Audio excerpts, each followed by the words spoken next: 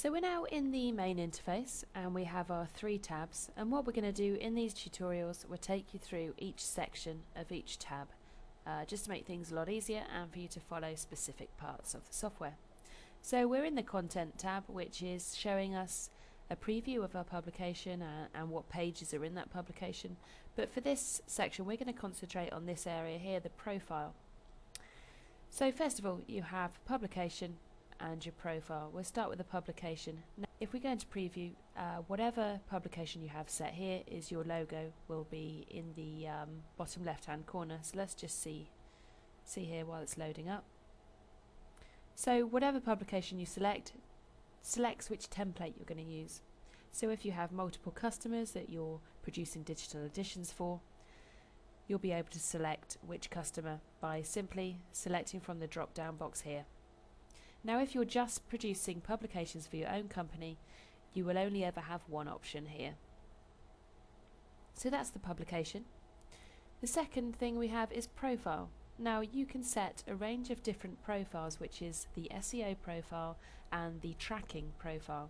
So if you have lots of different publications, you can have different SEO information and perhaps different tracking information. We'll just delve into this a bit further. So we'll select the default profile, and if we say edit, we get our profile window come up. Now this is saying what you want to call the profile, and then we have, I'll come back to this one later, but we have 3 parts of SEO information, so the publication title, description and keywords.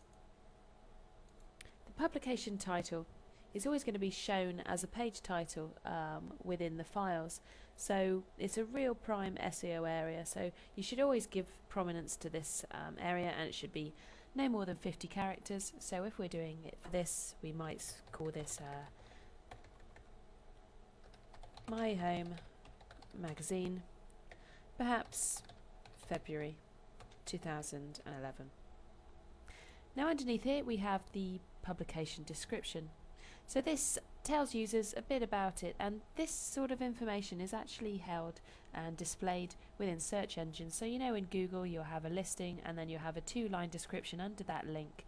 Now this is what is shown to your users, so really give some thought to this and what would kind of say to your readers and your prospects what this publication's about. And again, no more than 150 characters.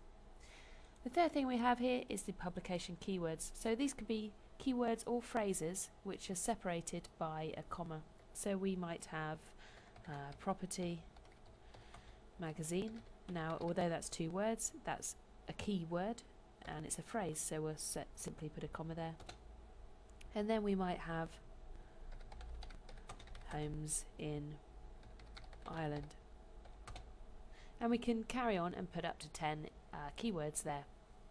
And once we're happy, we'll simply say OK. Now if you then had a publication that didn't fit that description, you perhaps wanted to put an email newsletter up here, you can create a new profile.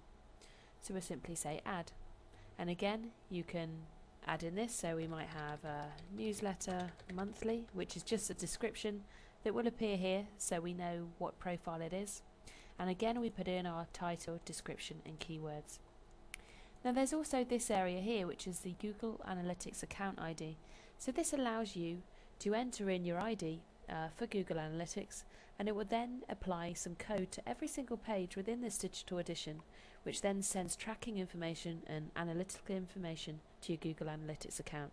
So you can then see exactly how many people are viewing your publication, where they're zooming in, what videos they're watching, what pages were skipped and where they were when they perhaps sent it on to a friend or through social media. So some great analytical information that you can then use for future publications to kind of modify slightly if areas aren't performing as they should do. So you then have 2 profiles. So you would simply select the profile that you want to use for the publication.